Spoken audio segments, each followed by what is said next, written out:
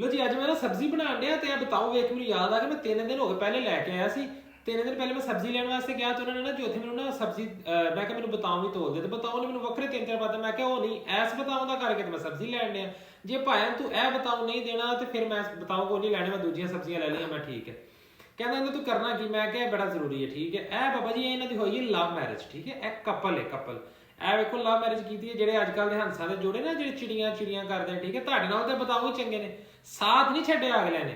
ਇਹ ਬਤਾਉ ਇਹ ਤੇ ਇਹ ਬਤਾਉਣੀ ਹੈ ਠੀਕ ਹੈ ਵੇਖ ਲਓ ਬਤਾਉਣੀ ਨੇ ਵੀ ਓਨਾ ਹੀ ਸਾਥ ਦਿੱਤਾ ਵੱਡੇ ਹੋਣ ਤੱਕ ਤੇ ਬਤਾਉ ਨੇ ਵੀ ਓਨਾ ਹੀ ਸਾਥ ਦਿੱਤਾ ਇਹ ਦੋਵਾਂ ਦੇ ਮਾਪਿਓ ਨੇ ਵੇਲਾ ਮਾਪਿਓ ਕੋ ਅਗਲਿਆਂ ਨੇ ਮਿਲਵਾ ਕੇ ਗੱਲ ਮਨਾ ਕੇ ਤੇ ਪਿਆਰ ਮੁਹੱਬਤ ਕਰਕੇ ਮਨਾ ਕੇ ਅਗਲਿਆਂ ਨੇ ਵਿਆਹ ਕਰ ਲਿਆ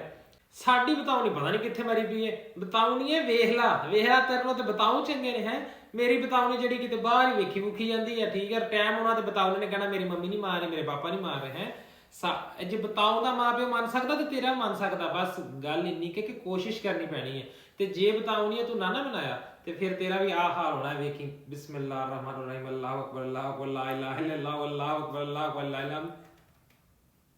ਐਵੇਂ ਇੰਜ ਫਿਰ ਵੱਖਰੇ ਹੋ ਜਾਣਾ ਇੰਜ ਆ ਬਤਾਉ ਵਿਚਾਰਾ ਕੱਲਾ ਲੰਗ ਮਾਰਦਾ ਫਿਰੇਗਾ ਤੇ ਬਤਾਉਣੀ ਜਿਹੜੀ ਬਤਾਉਣੀ ਆਵੇ ਬਤਾਉਣੀ ਹੈ ਤੈਨੂੰ ਕਿਸੇ ਹੋਰ ਲੈ ਜਾਏ ਤੇ ਇਸ ਤੋਂ ਬਿਹਤਰ ਇਹ ਕਿ ਜਿਹੜਾ ਨਾ ਬਤਾਉਆਂ ਦੇ ਨਾਲ ਜੁੜੀਆਂ ਰਹੋ ਇੰਜ ਕਰਕੇ ਹੁਣ ਵੇਖੋ ਹੁਣ ਆਪਾਂ ਨੂੰ ਜਿੰਨਾ ਮਰਜ਼ੀ ਲਾ ਲਈਏ ਹੁਣ ਬਤਾਉਣੀ ਨੇ ਬਤਾਉਂਦਾ ਦਿਲ ਤੋੜਤਾ ਹੁਣ ਬਤਾਉ ਨੇ ਇਹਨੂੰ ਓਨੀ ਮੁਹੱਬਤ ਨਹੀਂ ਕਰਨੀ ਨਾ ਬਤਾਉਣੀ ਨਾਲ ਤੁਰ ਸਕਦੀ ਹੁਣ ਭਾਵੇਂ ਨੂੰ ਅਲਫੀ ਲਾ ਲਈਏ ਤੇ ਭਾਵੇਂ ਇਹਨੂੰ ਗਾਂਢੇ ਲਾ ਲਈਏ ਤੇ ਇਸ ਤੋਂ ਮੈਂ ਹਮੇਸ਼ਾ ਕਹਿਣਾ ਹੁੰਦਾ ਹੈ ਕਿ ਜਿਹਨੂੰ ਪਸੰਦ ਕਰਦੇ ਜੇ ਲਾਇਆ ਉੱਥੇ ਕਰੋ ਕਿ ਜੇ ਤੋੜ ਨਿਭਾ ਸਕਦੇ ਜੇ ਨਹੀਂ ਨਿਭਾ ਸਕਦੇ ਤੇ ਨਾ ਲਾਇਆ ਕਰੋ ਠੀਕ ਹੈ ਹੁਣ ਇਹਨੂੰ ਐਗਜ਼ਾਮਪਲ ਲਵੋ ਤੇ ਜਿਹਨੂੰ ਪਸੰਦ ਕਰਦੇ ਜਿਹਨੂੰ ਆਈ ਲਵ ਯੂ ਕਹੋ ਤੇ ਇਹ ਬਤਾਉਣੀ ਵੀਡੀਓ ਸ਼ੇਅਰ ਕਰੋ